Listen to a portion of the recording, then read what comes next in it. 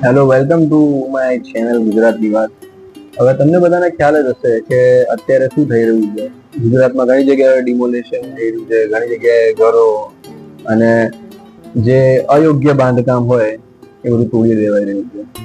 હવે મોટેરા સ્ટેડિયમમાં અત્યારે નિયર બાય છે મારા, વર્ષો જૂના ઘર હતા, 70 વર્ષ જૂના, એ બધા ઘર તોડી નાખ્યા. સરકારમાં એટલી સેન્સિટિવિટી નથી કે ત્યાંના લોકોને ટાઈમ આપે.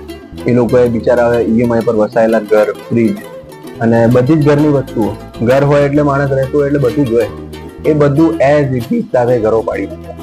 એક બાજુ ગુજરાતનો એક માણસ 15 લાખ કરોડ રૂપિયાનો સ્કેમ કરી જાય છે, ત્યાં કોઈને વાંધો નથી, ત્યાં કોઈને બોલવું નથી. પણ આ ઘર તૂટે છે તો પબ્લિક કહે છે કે ભાઈ અયોગ્ય બાંધકામ તો તૂટવું જોઈએ ને યાર. ભાઈ વિકાસ હોય, વિકાસ માટે બહુ બધું છે કરવા માટે. લોકોના વસતા 70 વર્ષથી રહેતા લોકોના ઘરો તોડીને તમે વિકાસ કરો છો, તો ભાઈ એવો વિકાસ નથી જોઈતો અમારે. અમારે વિકાસ વગર જ જીવવું સારું છે. ના આપો આટલો વિકાસ.